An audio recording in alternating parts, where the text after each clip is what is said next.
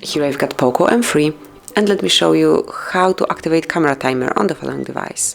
So first of all, you need to open the camera app, then tap on the more icon, which is 3 horizontal lines in the right upper corner, and here you've got the timer. So the second tab is for the timer. You can pick 3 seconds delay, 5 or 10 seconds delay.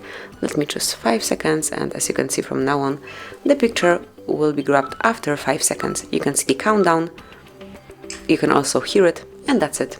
To turn it off, just tap on more again and just pick this first icon, and now the picture will be grabbed with no delay. So this is it, that will be all. Thank you for watching, please subscribe our channel and leave the thumbs up.